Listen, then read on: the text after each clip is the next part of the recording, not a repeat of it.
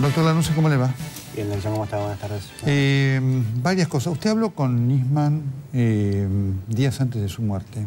Sí, estuve en contacto con él el día que él hizo la denuncia contra la señora Presidente, el miércoles 14 de enero. Ajá. Porque, bueno, yo estaba de vacaciones y tomé conocimiento de la gravísima denuncia que se había hecho. Y como hice en algunas oportunidades, aún luego de haber dejado de ser abogado querellante en la causa de AMIA, como fue cuando se conoció el esperpento del memorándum de entendimiento con Irán, tenía con él estos esporádicos contactos y lo hice porque entendí que la gravedad de los hechos justificaban saber cómo estaba y fue mi interés contactarlo. Y ahí lo contacté y tuvimos un breve intercambio. Ya había una repercusión pública importante. ¿Tuvo la presunción de que estaba frente a un futuro supuesto suicida? No, Alberto no tenía una característica, no soy psiquiatra ni psicólogo, ¿no es cierto? Pero no es la personalidad de alguien que fuera a quitarse la vida. Y en esto hay que ser muy enfático por su memoria, por sus hijas, por su familia. Era un profesional de lo que hacía, una persona absolutamente cuidadosa de su trabajo, un obsesivo de su trabajo, una persona que no le temblaba el pulso, una persona que no le gustaba equivocarse. Diría, y esto dicho con respeto, era una persona que le gustaba que se reconociera el acierto, la certeza, la prolijidad de su trabajo. Y al igual que dijeron mis ex colegas hace un ratito en la mesa anterior, quien lee esa denuncia no solo tiene que llegar al convencimiento de que detrás de ello está la letra de Alberto Nisman, sino de la gravedad y de la contundencia de la denuncia. Alberto, obviamente, además estaba frente a otra situación que en su estructura, en su idiosincrasia, lejos lo debía aproximar a una decisión de abandono, que es la concurrencia al Congreso, concurrencia a la cual él quería ir, en la cual él estaba trabajando. Así que yo estoy convencido que Alberto Nisman no se quitó la vida. Yo estoy convencido que a Alberto Nisman lo callaron y estoy convencido que la denuncia de Alberto Nisman contra la Presidenta, contra el Canciller y algún que otro 4 de copas del gobierno que fue denunciado tiene una incidencia directa en lo que ha ocurrido. Y no nos debe llamar la atención justamente la actitud previa que existió por parte de la Presidenta y del gobierno. Previa, quiero decir, tomando como punto de referencia la muerte de Nisman, la actitud de agresión, de desprestigio, de puesta en duda, y luego de la muerte, la escondida, el silencio, el querer instalar en sintonía con la prensa iraní inmediatamente en el imaginario colectivo la idea de un suicidio. Hasta que la Presidenta evidentemente advirtió que le estaba saliendo mal y ya había faltado a su cita con la historia, evidentemente, la Presidenta, y no se daba cuenta y creo que sigue tan aturdida, choqueada y paralizada con lo que ha ocurrido que cada vez se sigue equivocando más y recurrió a algo que a veces nos tiene acostumbrados, pero que en este magnicidio institucional que usted muy bien define se agiganta a su actitud infantil de escribirnos a todos los argentinos y al mundo a través de una red social. Discúlpeme, pero carta que sí tiene, la primera me refiero, un punto de conexión con algo que ocurrió cuando Alberto llegó a Buenos Aires. ¿Cómo sabía la señora Presidente que la hija de Nisman habría estado 2 o 3 horas sola en Barajas? ¿Maneja información especial la Presidenta? ¿Lo estaban caminando Alberto Nisman? Cuando llega Alberto Nisman a Ezeiza, Alberto Nisman no se lo ve en una cámara estática verlo pasar. A Alberto Nisman se lo siguió. Y hizo muy bien el fiscal Marijuán en hacer la denuncia, porque ahí hay espionaje ilegal. Espionaje ilegal del cual la Presidenta políticamente es responsable porque ha hecho un zafarrancho con la inteligencia en la Argentina. Es responsable de lo que ocurre con la inteligencia en la Argentina, que no ha sido ni más ni menos que perseguir al que piensa distinto.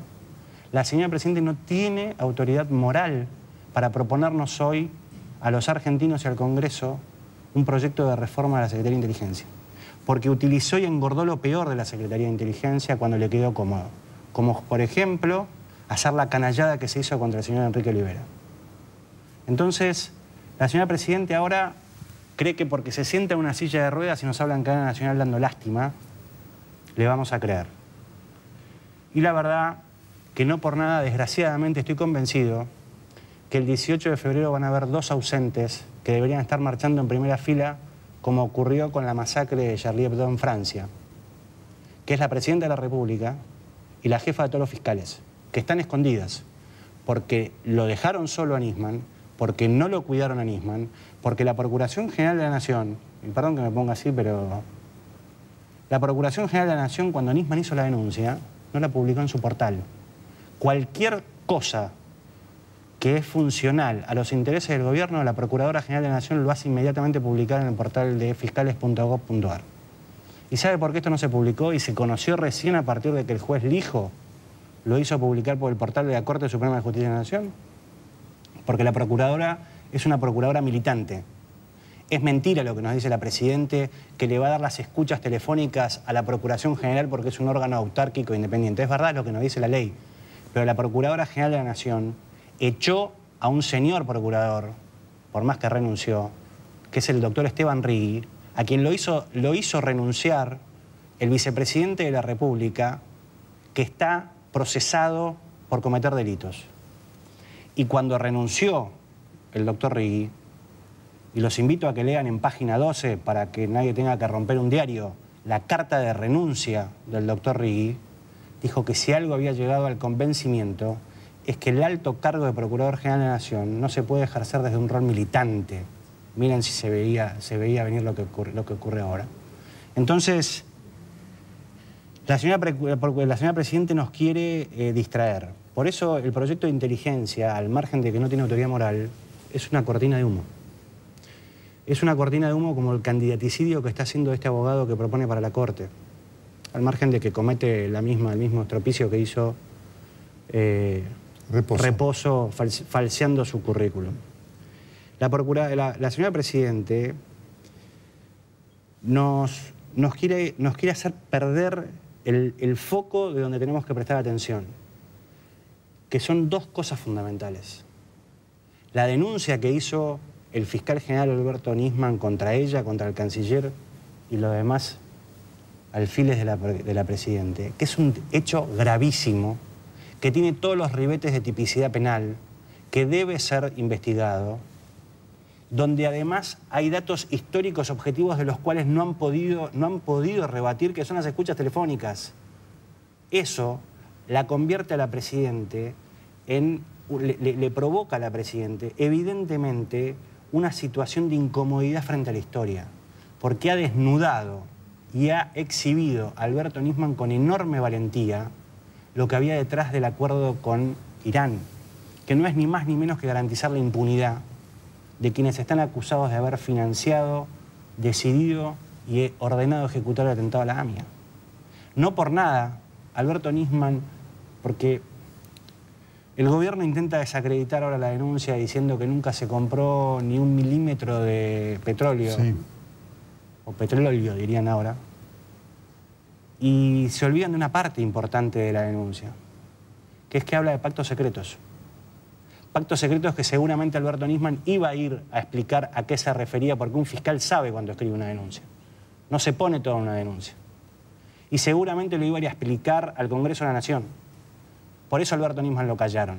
Por eso el canciller se niega a informar a la diputada Laura Alonso los alcances secretos de la negociación que mantuvo en secreto con su par canciller iraní, que permitió arribar en una fecha sensible para la humanidad como el 27 de enero al acuerdo con Irán.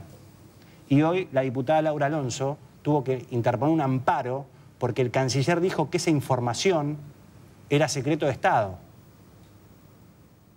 Entonces, no debemos olvidarnos de la denuncia y no nos debemos olvidar como sociedad de la muerte de Alberto Nisman, porque es una muerte que salpicó con sangre a la democracia y es una muerte que salpica con sangre a la presidenta Cristina Fernández de Kirchner.